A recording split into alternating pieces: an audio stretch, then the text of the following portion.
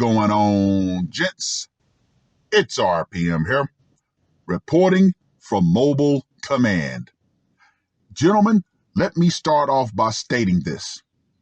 For those of you who might not know, I ain't shit. I ain't shit. Why? Because every time I find an article or someone sends me an article regarding this topic, I get instantly joyous. I get a whole lot of pleasure of listening to the suffering that comes from women when this topic comes up. I enjoy it, especially when I hear women talking about this in real time. It's joyous. It's joyous. It is pleasurable. It is almost as pleasurable as going to the Jack Shack. That's how much pleasure I get when I hear women talking about this. Now, heed my warning. Drop this article in the comment section. And it was published on the 16th of May. It's lengthy, so I'm going to chop it down to size. Student loan debt is now so high, women are being forced to choose between paying loans or having a family.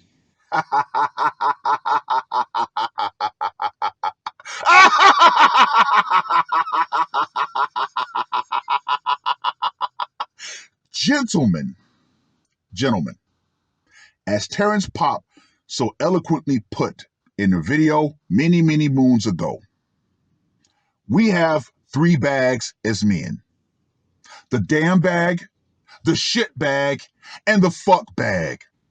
Which one of those bags am I going to pull from? I'm sorry. All of those bags of mine are empty. I don't give a damn shit or a fuck about how these women are suffering because of student loan debts that they voluntarily incurred. If U.S. lawmakers ever decide to reform the student loan system to reduce the financial burden on borrowers, women stand to gain the most because they are much more likely than men to be negatively impacted by student debt. In some cases, women even have to choose between paying down their student loans or starting a family. Once again, I don't give a rat's ass about these women out here who are suffering because of choices that they made. You see, ladies, you were told you could have it all. And as a matter of fact, you were told you were entitled to it all. But those who want it all end up with nothing at all. And yes, that is the case. Around 45 million Americans owe a combined total of $1.7 trillion in federal and private student loans. MSNBC reported last week about 2/3 of them are women. Once again, federal, you're not getting rid of that debt. Big Daddy government is not just going to wipe that debt away when so much money can be made off of the interest alone. No, ladies, you're not getting out of this.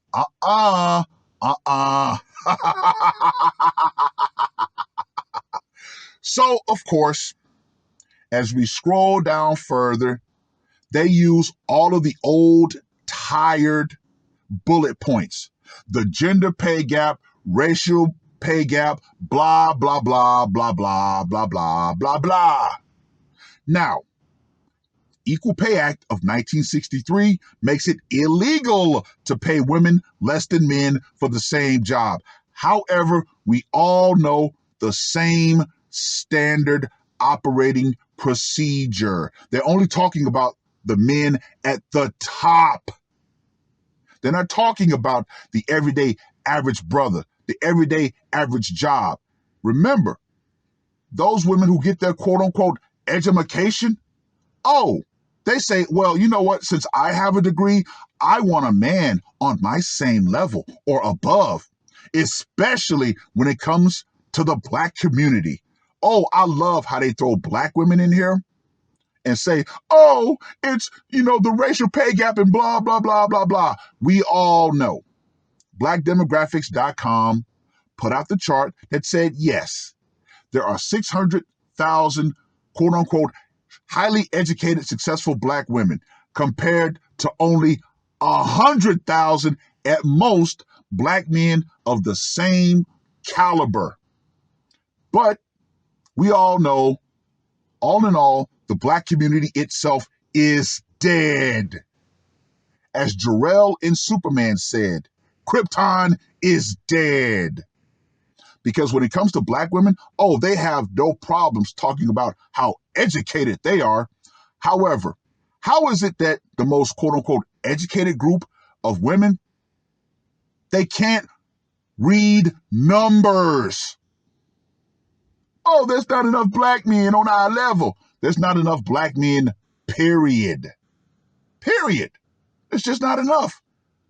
There are at minimum 1.5 to 2 million more Black women than Black men across the board.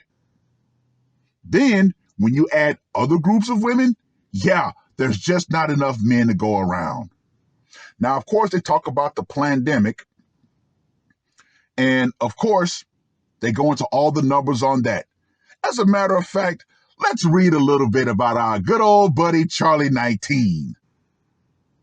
Before the Charlie 19 pandemic, women who graduated with a bachelor's degree expected to earn an average of $35,338 their first year out of college. See, expected. You can expect everything, but get nothing. Or about 81% of what men were expected to earn. The gap likely widened during the pandemic because a disproportionate number of women had to leave the workforce or reduce their hours to care for homeschooled kids. However, those same blue-collar men that women would turn their nose up to were not affected. As a matter of fact, they actually made more money. But then we saw a strange phenomenon almost happen. Those same quote-unquote college-educated women started looking at blue-collar men. However, the majority of those same blue-collar men, they had a long memory. They were like, yeah, no, I know why you're looking for me. You're looking for help. You see, men during the pandemic were not fooled. Ladies, this is your bag and your bag alone. No man in his right mind is going to take you on, especially with how men were treated before the pandemic. Oh, yeah. Oh, yeah. The AAUW study found that women spend, on average, $920 per month on housing, $396 on car loans or leases, and $307 on student loans. For the 16% who are mothers, an additional $520 goes toward child care every month, which leaves a deficit of $372. One result is that some women might have to put off saving for retirement, buying a home, launching a business, or starting a family. That's about all I'm going to read for this article. Ladies, this is all on you. You were sold a bill of goods that if you got quote unquote educated, you'd have a easy job and an easy life. Now, I'm about to say something that would really piss off black women if they heard it. Oh, yeah. When it comes to black women, the reason why they love to quote unquote go to college is simple. They believe that if they have a quote unquote education, that's going to put them in a further position to where white men will pick them.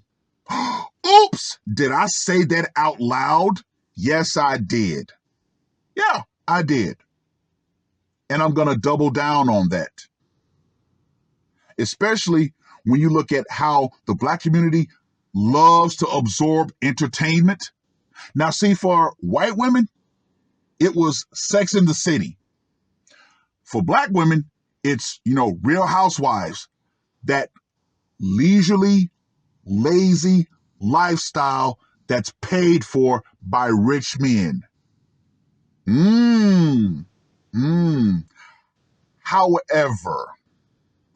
However, Big Daddy government is not going to just wipe away that debt.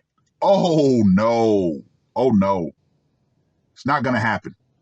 And you're not going to find men who are willing to take you on with said debt. Gentlemen, that right there is a wonderful disqualification question. As a matter of fact, I'm going to take it a step further. If you're still deciding to engage with the modern woman, 2 questions you must ask. Do you owe student debt? And what's your opinion on Roe v. Wade? There you go, gentlemen. There you go. But all in all, this whole article is nothing more than reality. Period. Point blank. It's reality. Ladies, you thought you could have it all. Feminism said you could have it all. Society kept giving you small, quote unquote, victories. However, the war, guess who's winning it? Men, especially everyday average men who don't owe student debts. Now, I'm going to take this just a little bit left, but you guys will understand what I say. If you are a man who is paying child support and somehow the government, through some miracle, decides to wipe away student loan debts, if I were in that position and I were paying child support and student loan debts got wiped away, I would instantly quit my job and report to jail and say, you know what? I'm in contempt. I'm not paying this anymore. Why is there not penalties that are incurred with failure to pay student loans? Why? Oh, that's right. I forgot. The majority is owned by women, and we live in a society that has to cater to women, which is why women spend far more, which is why they can't pay their student loans. Oops! Did I figure all that out?